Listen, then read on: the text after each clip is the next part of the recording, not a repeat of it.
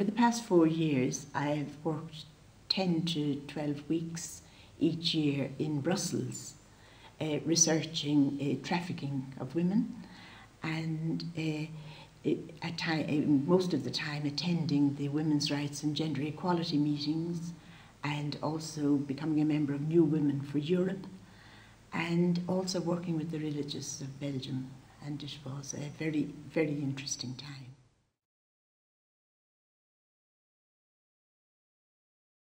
I found out many things, and particularly the extent of the problem and how difficult it is to really get statistics or to trace trafficked people or whatever.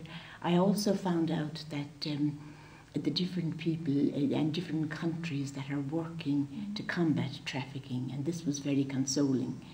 And also, as part of the work there, we would complete a questionnaire for Washington for the TIP report, Trafficking in Persons report.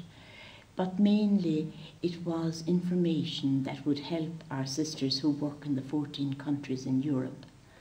We work in 67 countries throughout the world, but here in Europe we're in 14 countries, and it's useful that we would know what is going on about the various problems.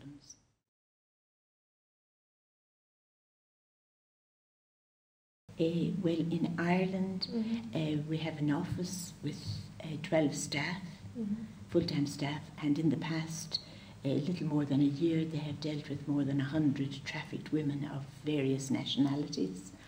And we hope we get some of the ladies taken back home, and we help others get integrated into society.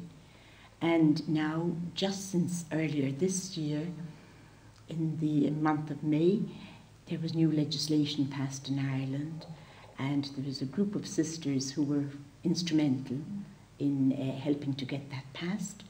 And we also have an office in relation to trafficking, a government department now within the government department, so that's very good. Yeah. And in other countries, in England, there is a human trafficking unit, and we have had contact with the staff of that unit. And there is a sister, not a Good Shepherd sister, from another order who has 2, or I think perhaps 3 houses now for accommodating trafficked women in the south of England. Yeah, so how do you reach these women? It is quite difficult to reach them. They usually would contact us rather than we contacting them. The most recent experience I had personally was when I went with another sister. We were contacted by a third sister, a sister of another congregation in Brussels, that this girl had asked for help, and she was living in Antwerp. So we went to Antwerp and met her, and we had coffee in the station, and we asked her if she, we offered her welcome and hospitality and leave, and she said, I won't leave today, but I will leave on such a day next week. And we had great hopes, but on that day next week, when the other sister was on her way to collect her, she just texted to say, I've changed my mind. She just could not, she did not escape from the situation. But she put it that she had changed her mind. She would come another day. But we never heard from her since. And she was a lovely person. She was from Cambodia and had just graduated from university over there and had gone on a holiday, come on a holiday to Europe, and was caught in the snare of being a trafficked person.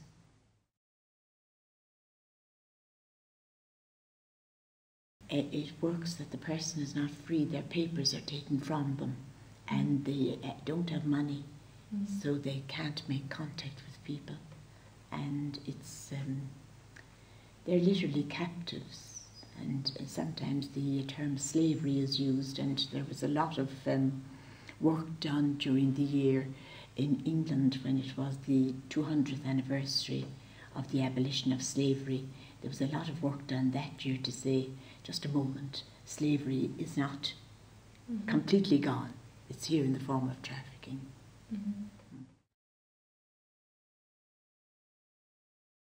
It's just a beautiful experience to be with so many nationalities. It would be my first time being with, I haven't found out the number, but I think there must be between 35 and 40 nationalities.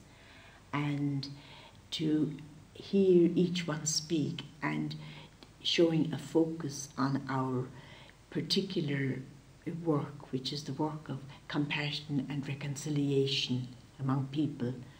In, I suppose, in my own life, it's working with the women on the street, mainly at the moment, and also, to a much lesser extent, with the trafficking issue. And it's wonderful what can be achieved with that focus. We have 4 vows, but we have a 4th, which is a vow of zeal, which means we work for, we choose the lesser option in when a choice of work is offered. And I am very, very happy to work with the women who find themselves, for one reason or another,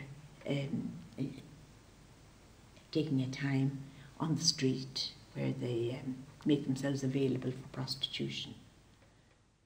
I was very lucky over the past 10 to 15 years because we had a house in the city centre in Belfast and it was just on the edge of the red light area. And because of that, it was very easy to walk among the women and invite them to the house. And they accepted the invitation, but when they came, there were no strings attached. It was just welcome and an offer of hospitality. But at times they would take the situation further and ask for help.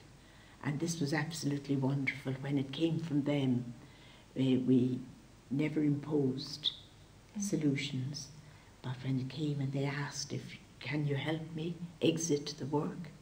Or can you help me with my problems that I have just kept in my heart for many years?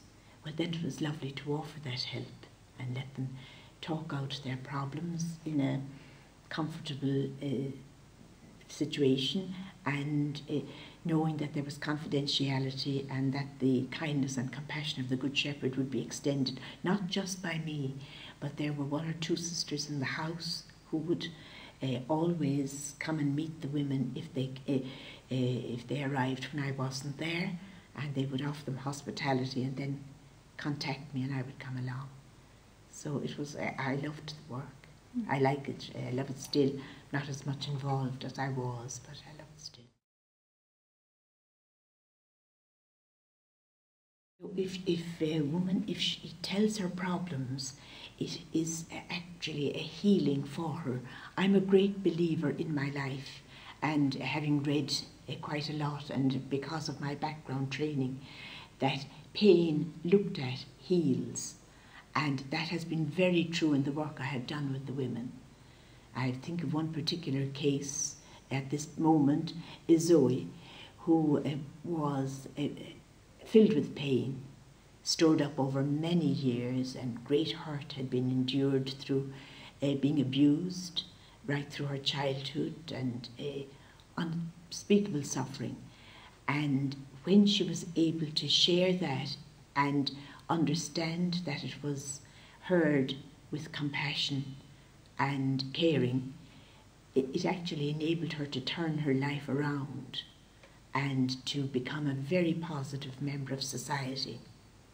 And this was all the more valuable for me because this girl was not a Christian, and that a person of her faith, her belief, was able to link in with me, and that we were able to work together was really a great blessing in my life, great blessing. I suppose really what gives me the energy and the interest and the love of the work is basically a commitment to a Good Shepherd, which is worked out in quite a commitment to prayer.